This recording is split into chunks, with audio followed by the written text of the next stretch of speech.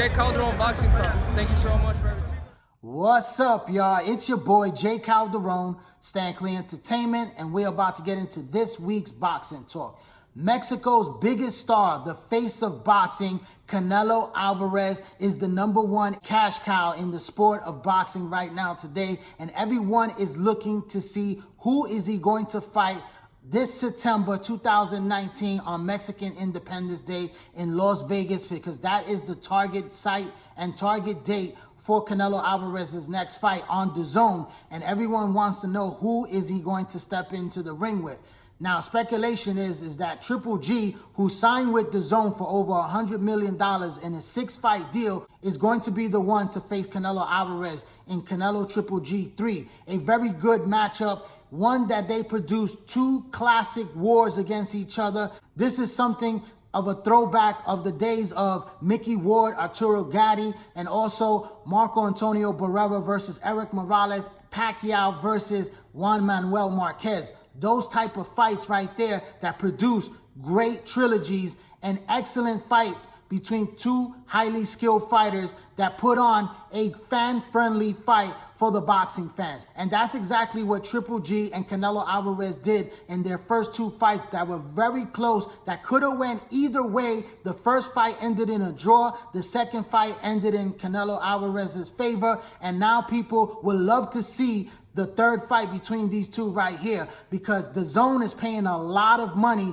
to bring these 2 together so they could get a lot of subscribers to sign up to Dazn, where people were paying 80 to 90 bucks just to watch this fight on pay-per-view, but now they could get to watch it for just $20, and that's going to bring a lot of fans in to see this fight right here. But it doesn't mean that Canelo Alvarez has to face Triple G right now.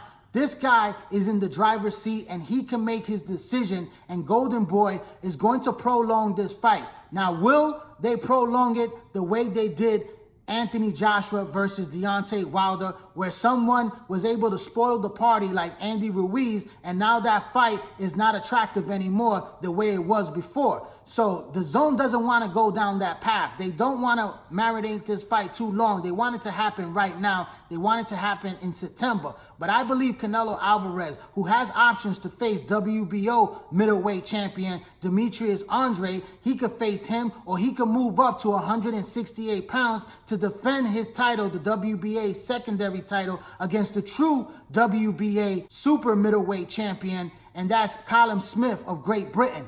This is a fight matchup where I believe that Golden Boy Promotions, Oscar De La Hoya, and also Team Canelo are going to make a decision soon, and they're going to move up in weight just to face the true super middleweight champion at 168 pounds to avoid Triple G and Demetrius Andrade. Not out of fear. He doesn't fear anyone. He's not scared of Triple G or even Demetrius Andrade. He's just avoiding them just to make a good business decision, to move up, to face a very good fighter in Callum Smith, to solidify himself as one of the top guys at 168 pounds, and also the sport of boxing, and also to allow Triple G and Demetrius Andrade, who has a fight coming up on June 29th in his backyard against the best opponent that he has faced in his career, against Polish middleweight contender Selecki. This is a very good fight for Demetrius Andrade. It's one to prove where he belongs in the middleweight division right now as a true champion, but he is not going to get Canelo Alvarez, which he's been calling out for quite some time, right away. You know, I believe that Team Canelo is looking to force Triple G and Demetrius Andrade to fight one another for that WBO title, to make it more attracting, more appealing for a Canelo Alvarez showdown down the road, perhaps in May of Cinco de Mayo next year, 2020. That's what I believe is going to happen. And the only way that could happen right now is for Canelo Alvarez to move up to 168 pounds to face somebody like Callum Smith. Callum Smith is not a pushover fight. This man is not a Rocky Fielding, who Canelo Alvarez won that secondary WBA title against. This guy is a much tougher fighter. He's very tall. He has the height, the size, and reach to deal with Canelo Alvarez and give Canelo Alvarez problems. He's a good, skillful fighter who is undefeated, who has very good punching power, and he can give Canelo Alvarez a run for his money. It's a risky fight, but Canelo Alvarez is an all-around better fighter, more skillful fighter with quicker hands, excellent body puncher to chop down the taller tree, and also has the punching power to hurt somebody like Callum Smith. So I believe it's a very intriguing fight, a good fight for his career at a third division weight class for Canelo Alvarez to solidify that true WBA title and become the man of the division, because Callum Smith did win the World Boxing Super Series, and he is the lineal Ring Magazine super middleweight champion at 168 pounds. So this fight right here is a very good fight for Canelo Alvarez. But like I said, it's a dangerous fight for him.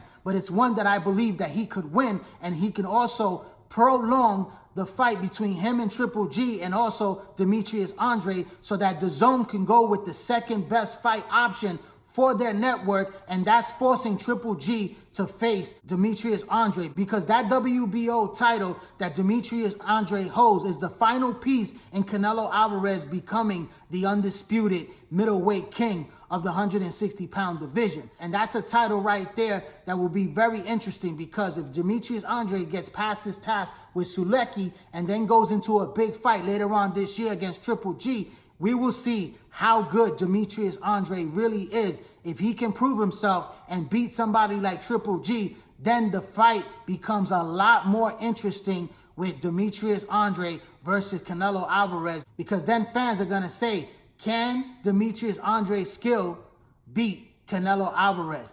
Makes it a much more appealing fight. And also, if Triple G is still at the age of 37 on top of his game, because some people are making a big deal about his previous opponent that he just faced, Canadian undefeated fighter and Steve Rose, who Rose gave him trouble in the second round, getting off some shots on Triple G. But Triple G, did what he was supposed to do. He came back in that fourth round and he handled his business and he knocked out in spectacular fashion Steve Rose. So, you can't really say that Triple G is not the same fighter that he was before. I didn't see anything special with his new trainer, Jonathan Banks. I didn't see anything to say Triple G is a different fighter now. We have to see that in a Canelo Alvarez third fight to really see what the game plan is and how does he approach that fight with his new trainer, and how well has he adjusted with that trainer to really implement a very good game plan to defeat somebody like Canelo Alvarez